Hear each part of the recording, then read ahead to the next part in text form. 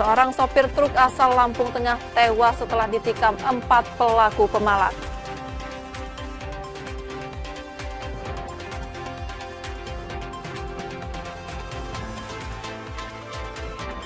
Hujan deras disertai angin kencang terjadi di kawasan 16 Ilir Palembang hingga membuat sebagian atap pasar rusak.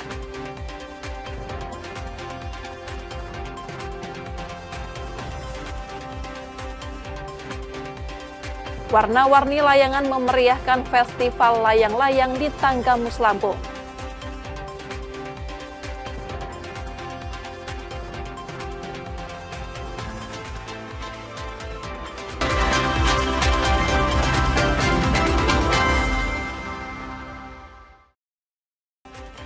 Selamat pagi saudara, apa kabar Anda hari ini? Seperti biasa kami akan membuka hari Anda dengan sejumlah laporan menarik dari Sumatera Selatan dan daerah lain di Sumatera bagian selatan.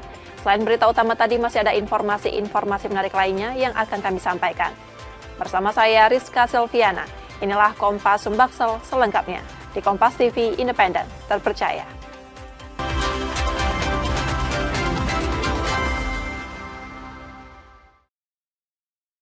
Kami awali Kompas Sumbaksel dari seorang sopir truk asal Lampung Tengah tewas setelah ditikam 4 pelaku pemalak di Palembang. Peristiwa tragis itu diduga dipicu penolakan pelaku saat korban hanya memberikan uang yang tak sesuai permintaan.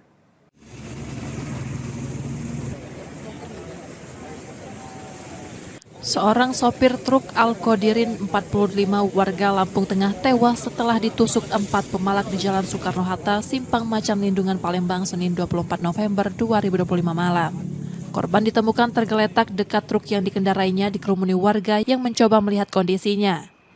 Peristiwa bermula saat korban dan rekannya melaju dari arah Jembatan Musi 2 menuju Parameswara. Setibanya di lokasi, truk berhenti di lampu lalu lintas dan didatangi para pelaku. Uang ribuan yang diberikan korban untuk menghindari gangguan ditolak. Ketika korban mencoba melanjutkan perjalanan, para pelaku terus memaksa hingga terjadi penusukan. Kawanan pemalak itu kabur usai korban roboh dan tewas. Saat ini masih dilakukan olah TKP dan TKP di lokasi. Saat ini terduga pelaku sedang kami cari informasinya. Mudah-mudahan nanti dapat segera kami ungkap. Bang, yang tewas itu siapa, Bang? Yang bersangkutan adalah supir truk yang berasal dari Provinsi Lampung. Bener, Bang, tadi dipalak dulu menurut awalnya, Bang. Untuk motifnya kami masih dalami terkait apakah ada dugaan memang pemalakan atau memang seperti apa, itu masih kami dalami. Sementara saat ini kita masih sedang melakukan olah TKP. Sudah ada yang diamankan, Bang? Untuk saat ini masih belum dapat kami amankan karena informasi terkait dengan pelaku juga masih kami kumpulkan. Jenazah korban dibawa ke RS Bayangkara Palembang untuk pemeriksaan forensik, sementara polisi yang sudah melakukan olah TKP memburu para pelaku. Rizky Oktora, Muklas Diferensial, Kompas TV, Palembang, Sumatera Selatan.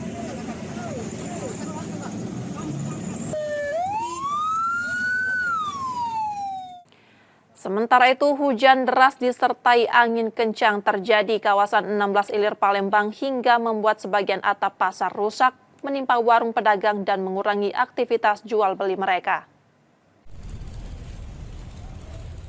Sebagian atap pasar 16 Ilir Palembang ambruk pada Senin 24 November 2025 malam setelah hujan lebat disertai angin kencang melanda kawasan tersebut. Reruntuhan menimpa sejumlah lapak pedagang dan menutup akses masuk ke dalam pasar. Konstruksi atap diduga tidak mampu menahan derasnya hujan dan kuatnya tiupan angin. Sejumlah pedagang mengalami kerusakan ringan pada lapak mereka serta penurunan omset akibat akses yang tertutup rangka besi dan lembaran seng. Ada sih, cuman pintu ini nggak bisa dibuka. Oh, tadi pas mau buka nggak bisa dibuka? Yang ini nggak bisa dibuka sama sekali. Kalau ini kan penting nggak bisa dibuka. Oh. Kan biasa lewat sini pembelinya. Dari situ kan. Jadi Pintu yang di bawahnya kan nggak bisa dibuka. biasanya kalau pagi-pagi udah dapat duit berapa, Bu? Ya kadang-kadang udah 200, kadang 300. Oh, tadi pagi baru dapat duit berapa? Berapa tadi? Nggak nyampe 100. Petugas kemudian mengevakuasi bagian atap yang masih menggantung untuk mencegah jatuhnya material yang dapat membahayakan warga. Yudi Kiswanto, Kompas TV, Palembang, Sumatera Selatan. Yang juga jadi sorotan saudara, sejumlah pengusaha rental mobil mendesak Polda Sumsel mengusut dugaan penipuan yang menimpa salah satu rekan mereka. Aksi protes itu melalui deretan papan bunga yang mulai memenuhi halaman markas Polda sejak Senin 24 November 2025 lalu.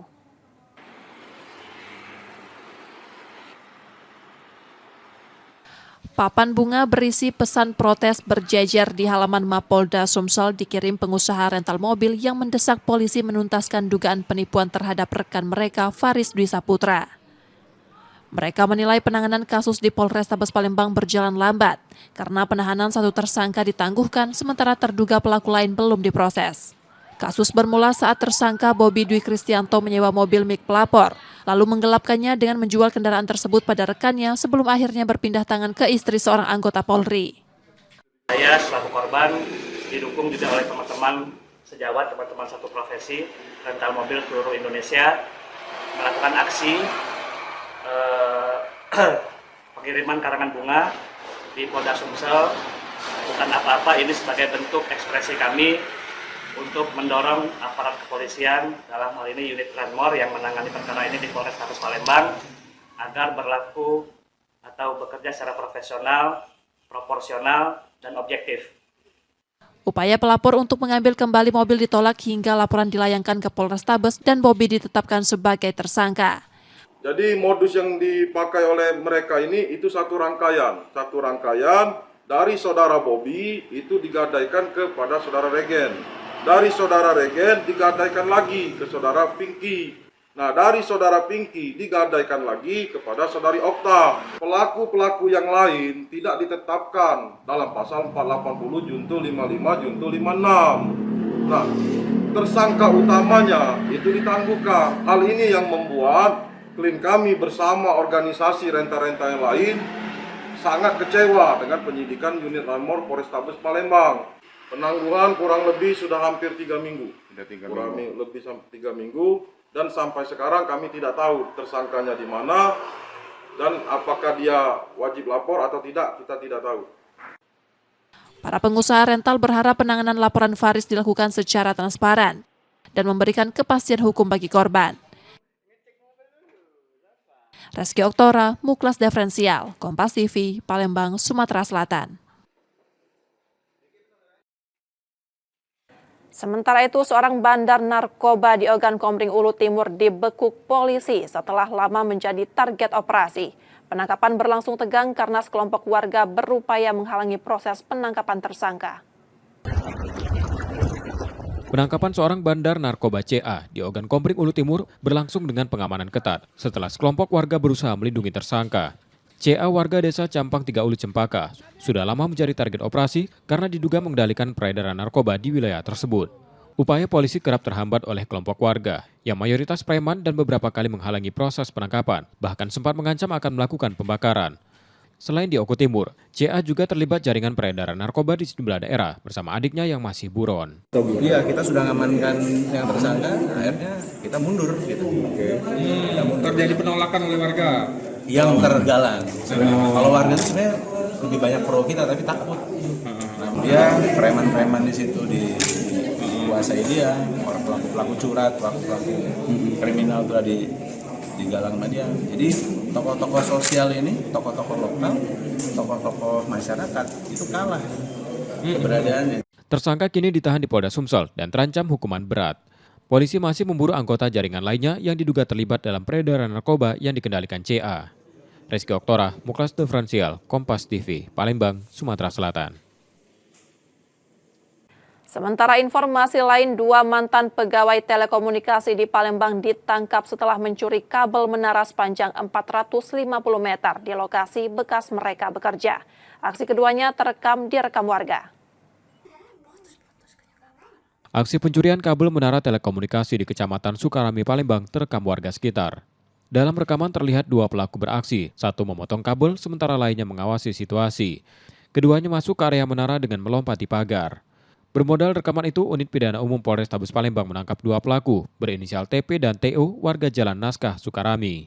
Keduanya diketahui merupakan mantan pegawai pemeliharaan menara yang memahami kondisi lokasi. Para tersangka tercatat sudah 2 kali mencuri kabel dan membawa kabur total sepanjang 450 meter. Kabel tersebut dijual lalu uang hasil penjualan digunakan untuk judi online. Cara mereka masuk itu ya dengan cara memotong pagar. Nah, bagaimana mereka tahu itu ada pagar di sana? Ternyata mereka ini sebelumnya adalah mantan pegawai maintenance, seperti ya pegawai pemeliharaan dari kabel tersebut. Ada berapa jumlah pelakunya? 2 orang kita amankan. Sudah dijual tapi sudah bisa kita amankan BP-nya dari yang pernah ada. Atas perbuatannya kedua tersangka terancam hukuman lebih dari 5 tahun penjara. Yudi Kiswanto, Kompas TV, Palembang, Sumatera Selatan. Setelah jeda, saudara, kami akan kembali dengan informasi dan sorotan menarik lainnya. Tetaplah bersama kami di Kompas Sumbaksel.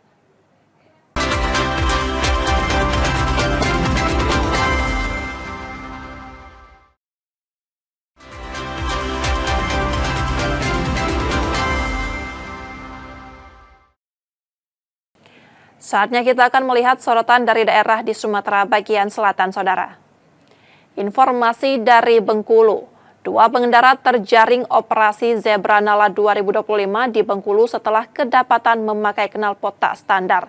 Dalam operasi ini, polisi lebih mengedepankan imbauan agar pengendara meningkatkan disiplin berlalu lintas. Operasi Zebra Nala 2025 yang digelar Satlantas Polresta Bengkulu menyasar arus padat di kawasan sawah lebar. Petugas semula hanya memberikan imbauan dan menempelkan stiker pada pengendara yang melintas. Namun, 2 pengendara harus tetap disanksi tilang setelah kendaraannya memakai knalpot tak standar. Karena dianggap mengganggu kenyamanan pengguna jalan lain, pemiliknya diminta mengganti dengan knalpot standar. Ada intinya ke penilangan. Karena tilang itu hanya 5%. Karena kami menggunakan tilang itu menggunakan tilang headway. Jadi apabila dari melanggar, ada misalnya nggak ada SIM atau STNK, ya kami hanya memberikan teguran. Sehingga ke depan dia akan lebih ingat untuk lebih disiplin lagi. Pada operasi ini petugas lebih mengedepankan pendekatan persuasif melalui teguran untuk pengendara yang belum membawa kelengkapan surat agar mereka lebih tertib berlalu lintas. Pak Yazir Al-Raihan, Kompas TV Bengkulu. Masih dari Bengkulu, saudara, pemerintah Provinsi Bengkulu bersiap merampingkan struktur birokrasi pada 2026. Jumlah organisasi perangkat daerah akan dipadatkan dari 43 menjadi 23 demi mendorong kinerja yang lebih efektif dan efisien.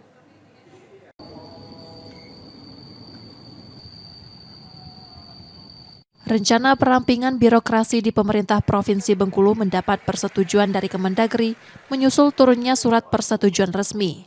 Kebijakan ini sejalan dengan regulasi perangkat daerah dan bertujuan menyederhanakan struktur agar kerja pemerintah lebih efektif. Pemangkasan jumlah organisasi perangkat daerah dari 43 menjadi 23 instansi diharapkan mampu memangkas persoalan seperti program yang berjalan lamban, anggaran melebar, hingga layanan publik yang belum optimal. Selain meringkas struktur, langkah ini juga ditujukan menekan belanja pegawai agar tidak membebani APBD. Satunya adalah menyederhanakan OPD kita, tetapi tentu tidak mengurangi daripada pelayanan terhadap masyarakat, tapi kemudian OPD-nya disederhanakan. Sehingga kemudian biaya-biaya birokrasi yang kemudian tidak perlu itu bisa diefisiensi dan hasilnya itu bisa ditambahkan untuk belanja pelayanan publik. Berapa OPD yang bakal sakit? Berapa OPD yang bakal dikurangi? Ya, dari 47 kurang lebih ya, jadi mungkin sekitar 20 sampai 21 saja. Ya, kira-kira gitu. Lewat penyederhanaan ini, roda pemerintahan di Bengkulu diharapkan lebih ringan dan fokus pada peningkatan pelayanan masyarakat. Bayazir Al-Raihan, Kompas TV Bengkulu. Sementara itu, pemerintah Kabupaten Batanghari menggelar festival seni, pameran, dan bazar untuk memeriahkan HUT ke-77. Gelaran ini sekaligus menjadi ruang bagi pelaku UMKM agar ekonomi lokal berputar lebih hidup.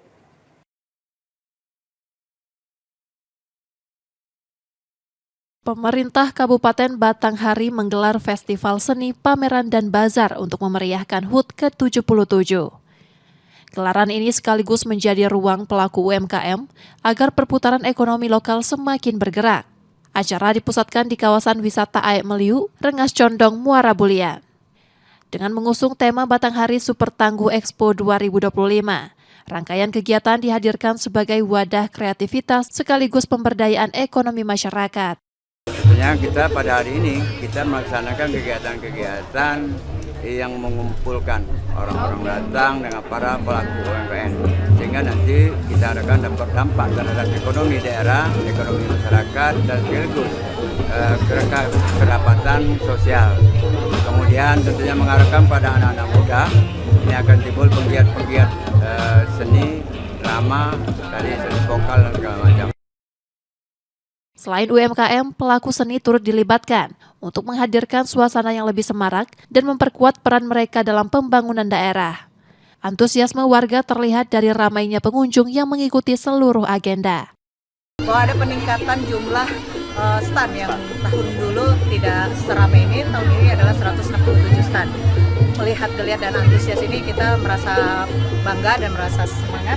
Berarti pelaku-pelaku UMKM mulai bergeliat di Kabupaten Batanghari. Jadi harapan kami putaran ekonomi, putaran uang akan mengalir kencang untuk selama pelaksanaan Batanghari Expo di Taman Air Melilin.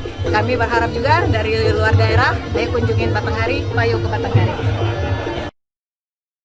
Melalui perayaan ini, pemerintah Kabupaten Batanghari menegaskan komitmennya untuk terus memberi ruang bagi UMKM dan seniman agar dapat berkontribusi dalam kemajuan daerah.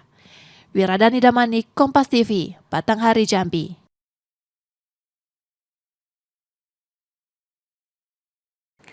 Yang juga jadi sorotan saudara, puluhan kendaraan terjaring operasi zebra menumbing yang digelar di depan titik nol Pangkal Pinang. Razia ini menyasar 12 pelanggaran kasat mata yang dinilai rawan memicu kecelakaan lalu lintas.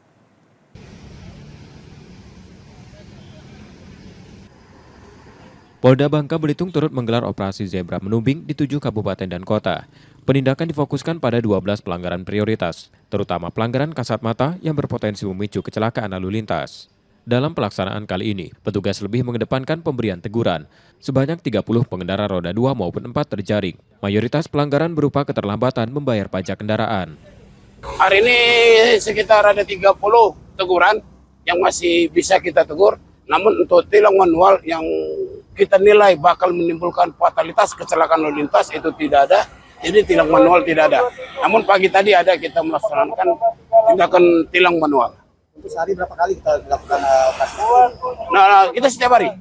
Setiap hari dalam operasi ini kita 24 jam. Operasi zebra menumbing digelar setiap hari di titik berbeda dan berlangsung hingga 30 November.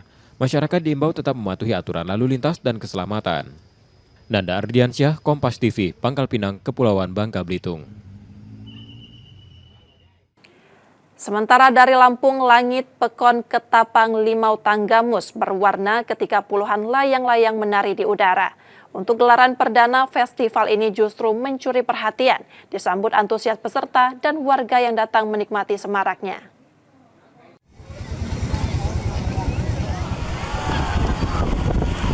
Beragam bentuk dan warna layang-layang menghiasi langit Pekon Ketangan Limau Tanggamus. Dari pelajar SD hingga SMA, bahkan perwakilan organisasi perangkat daerah, ratusan peserta memadati lapangan Dermada Batu Balai untuk meramaikan Festival Layang-Layang Kabupaten Tanggamus 2025. Setiap layang-layang terbang dengan ciri dan karakter masing-masing, saling bersaing memperlihatkan keelokan di udara. Sorak warga yang memadati sisi lapangan menambah semarak, seakan langit menjadi panggung bagi permainan tradisional yang kembali hidup. Hari ini apa, Bun? Hari ini kami melaksanakan kegiatan perkumpulan pelayang seluruh Indonesia Kabupaten Tanggamus dan juga Festival Lomba Layang-Layang Kabupaten Tanggamus tahun 2025. Diikuti pesertanya dari mana aja, Bun? Diikuti peserta SD dan SMP yang ada di Kabupaten Tanggamus berjumlah kurang lebih 85 peserta, kemudian yang dari OPD dan kecamatan juga ada kurang lebih sekitar 20 peserta. Nah, pelaksanaan sendiri berapa hari sih, Mbak? Untuk pelaksanaannya hanya dilaksanakan 1 hari, yaitu pada hari Minggu tanggal 9 November 2025. Untuk pesannya sendiri, Mbak, untuk para peserta seperti apa? Untuk pesannya untuk para peserta, terima kasih atas antusiasnya, kemudian juga juga untuk partisipasinya dalam mengikuti Festival Lomba Layang-Layang tahun 2025, dan ini pertama kalinya dilaksanakan oleh Pemkab Tanggamus kerjasama dengan pelatih Kabupaten Tanggamus. Harapan kami ke depannya semoga agenda kegiatan ini menjadi agenda rutin Pemkab Tanggamus.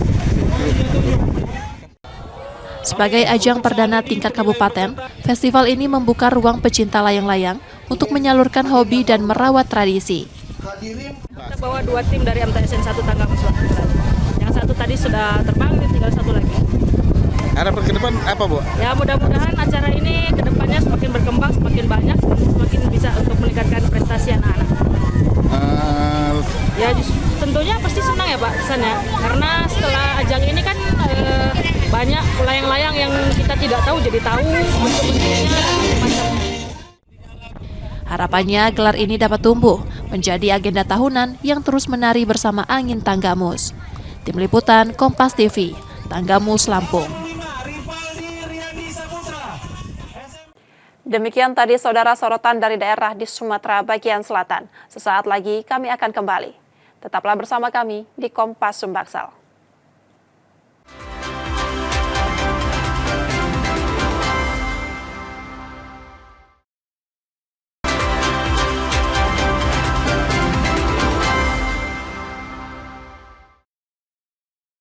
Rizka Silviana masih bersama Anda di Kompas Sumbaksal. Dari informasi laka lantas saudara, sebuah truk menabrak lampu jalan di Palembang diduga karena sopir mengantuk. Evakuasi yang berlangsung lama membuat arus lalu lintas di sekitar lokasi tersendat.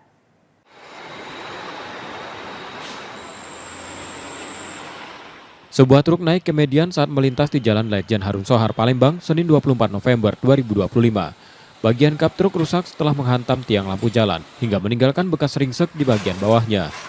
Truk yang bergerak dari arah simpang flyover bandara menuju asrama haji itu diduga dikemudikan sopir yang mengantuk sehingga kehilangan kendali dan masuk ke median.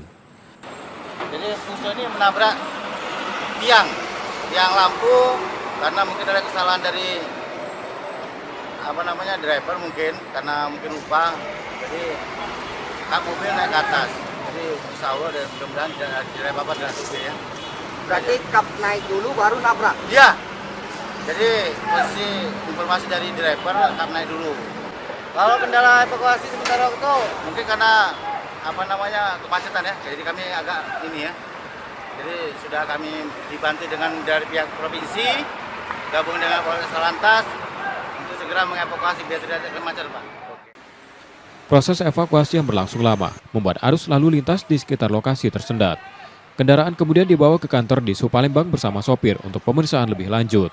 Reski Oktora, Muklas Diferensial, Kompas TV, Palembang, Sumatera Selatan.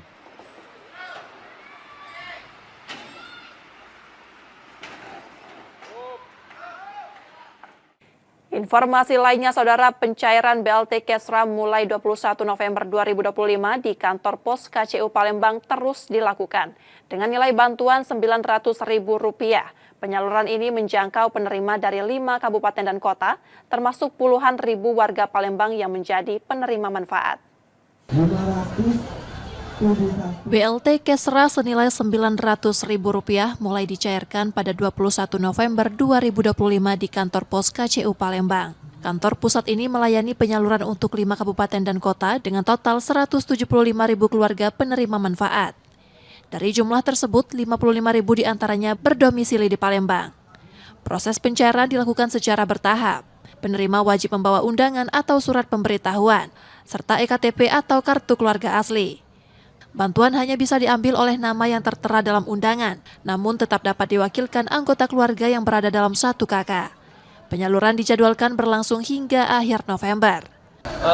Target kami saat ini untuk di wilayah kota kurang lebih sekitar di 3.000 penerima per harinya, tapi ini juga masih terus berlanjut karena kami masih koordinasi untuk terkait penjadwalan. Targetnya ya memang mau nggak mau harus di angka 20.000 per hari nih untuk kedepannya. Sejak pagi, warga telah mengantre di lokasi pembayaran dengan persyaratan yang relatif mudah. Informasi penyaluran sebelumnya disampaikan melalui Ketua RT, sehingga warga dapat langsung menuju kantor pos terdekat untuk mengambil bantuan mereka.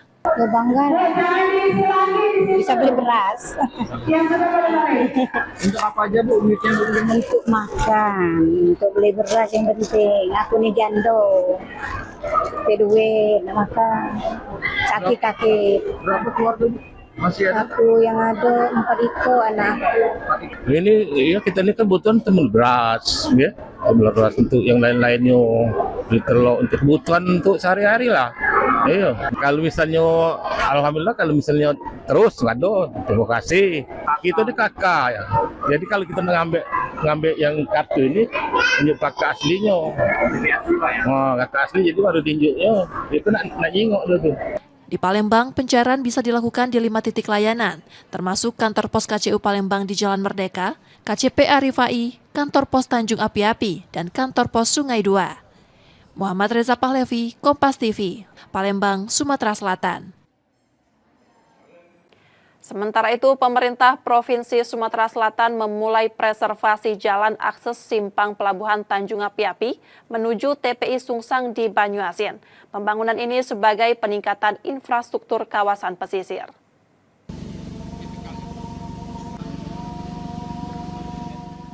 Pada tahap pertama, peningkatan jalan simpang pelabuhan Tanjung Api-Api menuju TPI Sungsang di Banyuasin dikerjakan sepanjang 1 km dari total rencana 3,6 km. Jalan akan ditinggikan sekitar 90 cm dengan lebar 7 meter, menggunakan anggaran APBN lebih dari 33 miliar rupiah. Teknologi mortar busa dipilih untuk mengantisipasi kondisi tanah yang labil di kawasan tersebut. Jadi perlu kita ketahui bahwa ini daerahnya adalah daerah yang dengan tanah problematik, sehingga tanah ini cenderung terus mengalami penurunan. Nah, kondisi jalan sekarang ini kan sudah existing, sehingga jalan tersebut sudah mengalami penurunan yang optimal.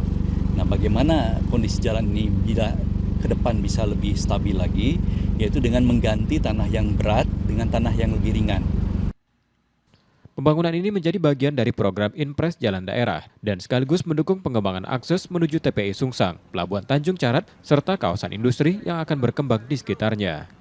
Teknologi yang sebelumnya telah terbukti efektif menjaga stabilitas ruas Tanjung Api-Api.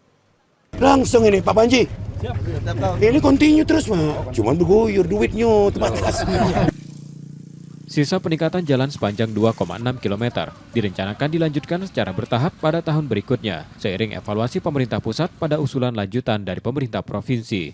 Total kebutuhan peningkatan akses menuju TPI Sungsang dan Pelabuhan Tanjung Carat mencapai sekitar 9 km. Tim Liputan, Kompas TV, Banyuasin, Sumatera Selatan.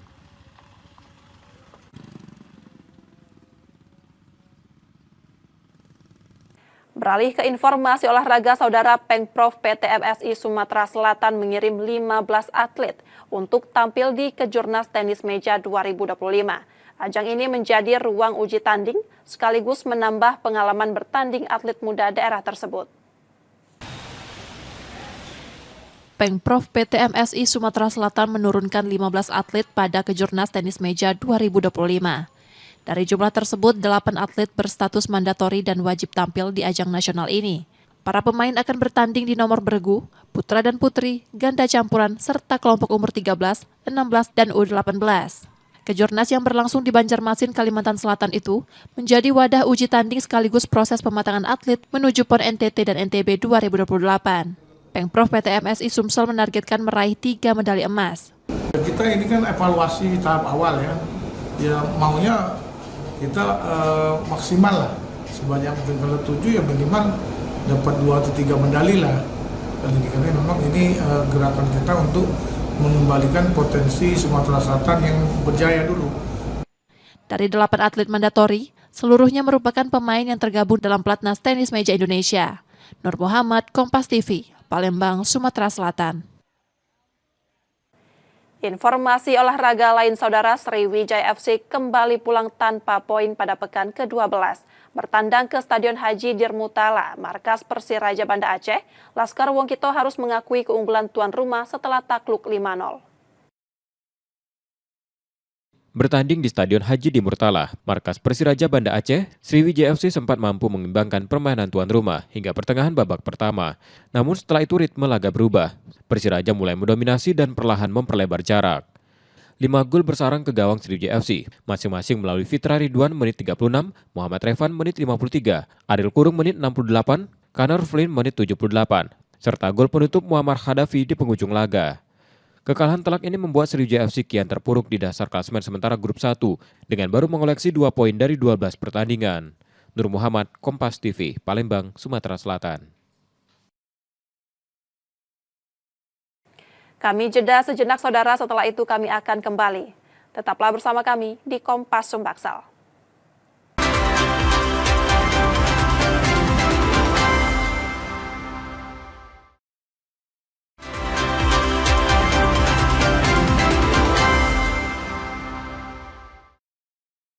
Terima kasih saudara, Anda masih menyaksikan Kompas Sumbaksal. Jika Anda tidak sempat menyaksikan sorotan utama kami, berikut laporan utama Kompas Sumbaksal hari ini.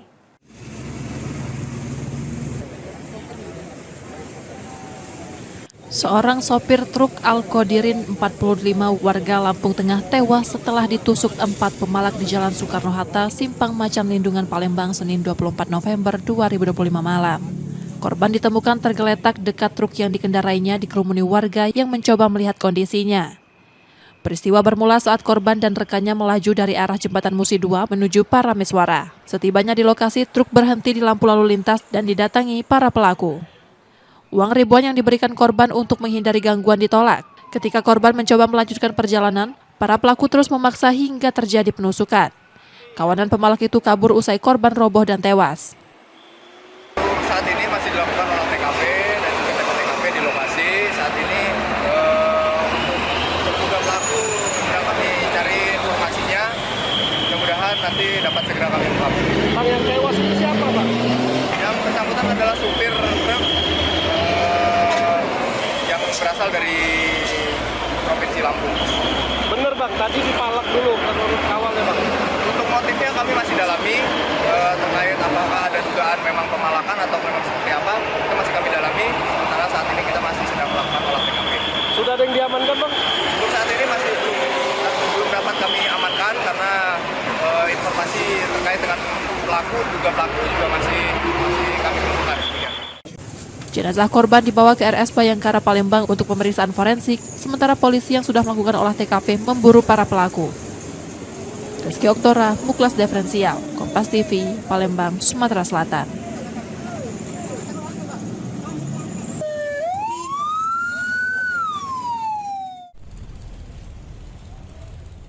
Sebagian atap Pasar 16 Ilir Palembang ambruk pada Senin 24 November 2025 malam setelah hujan lebat disertai angin kencang melanda kawasan tersebut.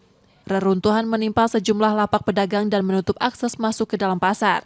Konstruksi atap diduga tidak mampu menahan derasnya hujan dan kuatnya tiupan angin. Sejumlah pedagang mengalami kerusakan ringan pada lapak mereka serta penurunan omset akibat akses yang tertutup rangka besi dan lembaran seng. Ada sih, cuman pintu ini nggak bisa dibuka. Oh, tadi pas mau buka nggak bisa dibuka? Yang ini nggak bisa dibuka sama sekali. Kalau ini kan mendingan bisa dibuka. Oh. Kan biasa lewat sini pembelinya. Dari situ kan. Jadi pintu yang di bawahnya kan nggak bisa dibuka. Biasanya kalau pagi-pagi udah dapat duit berapa, Bu? Ya, kadang-kadang udah 200, kadang 300. Oh, tadi pagi baru dapat duit berapa? Berapa tadi? Nggak nyampe 100. Petugas kemudian mengevakuasi bagian atap yang masih menggantung untuk mencegah jatuhnya material yang dapat membahayakan warga. Yudi Kiswanto, Kompas TV, Palembang, Sumatera Selatan.